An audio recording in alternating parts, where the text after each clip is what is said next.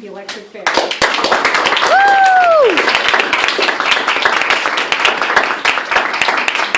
Madam Toastmasters, fellow members and most welcome guests, tonight I would like to talk to you about something without which all society, all modern world would not exist.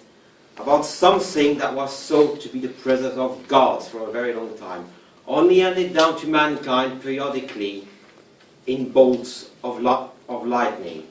By the end of this talk, you will all be aware of where the electric elixir comes from. But first, let us do a little bit of an exercise for a second.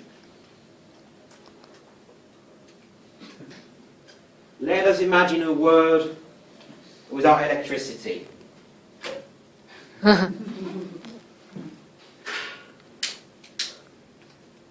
Yes, darkness. Call it dark night. It's only one part of it, isn't it? The darkness. Almost primal fear. But there's more than that. Imagine for a second not having a refrigerator and having to do shopping trips every day so that you could get some fresh food. Imagine not having a washing machine and scrubbing your dirty laundry by hand in your sink every week. But also imagine hospitals and all the modern infrastructure that relies on electricity. A world without electricity would be a world very different from ours, in which millions of people would die every day. This is written at night. Without electricity, there would only be darkness. But there's some more. Some materials we take for granted used to be rarer and more expensive than gold in the 19th century. But yet, electricity made smelting their ore possible. Aluminium, this humble aluminium can that we take for granted and we just toss away in the bin. It used to be worth its weight in gold 150 years ago. Without electricity, we can't make aluminium anymore. So what is electricity, you might be asking? For most simple purposes, it is very simply a flow of electron, one of the smallest basic bricks of the universe itself, around which our entire universe is based, alongside the proton and the electron. And that very small brick has got a charge, an electric charge. How do we make it, you might ask? 3 ways exist, but I'm only going to concentrate on one of them. The first one is batteries. We're all very familiar with batteries, and there you make electricity with a difference of potential between 2 chemicals. There is another one, photovoltaic cells, in which a photon from the sun hits a cell and excites electron that gets turned into an electric circuit. But the main one, the one that accounts for 90% of the electricity we make, or more, is electricity manufacturing by electromagnetic means. Now, as you all know, magnets attract each other. The 2 poles of a magnet attract each other.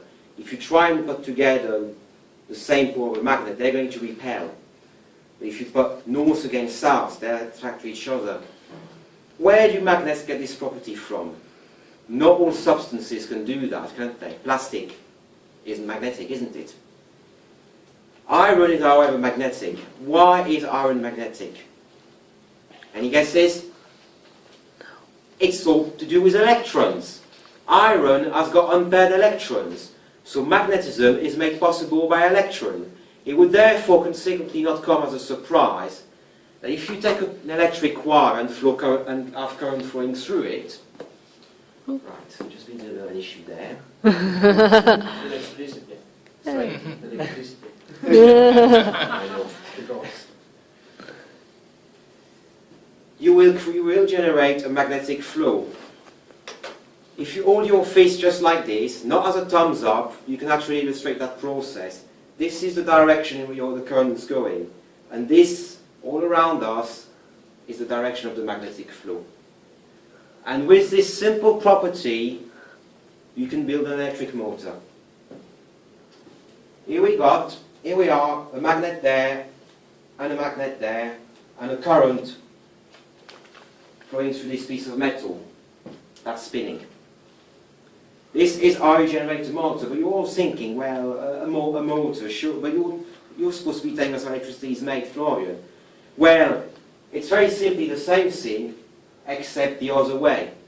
Instead of having electricity spinning a motor or transforming electric energy into mechanical energy, you simply drive the motor around with mechanical energy, and the magnetic potential there will create a voltage, and you get your electricity. But I can all hear you thinking, with Florian, how can we make something spin in the first place? How can we make something spin in the first place, can't we? This is where this little guy comes in. Yes, ladies and gentlemen, the secret of the electric elixir resides on humble hamsters. Billions and billions of them toiling in wheels to produce the juice of life. More realistically, however, this is the way to do this. This is a steam turbine. Yes, a steam. The humble steam on which the Industrial Revolution was based still powers a modern society.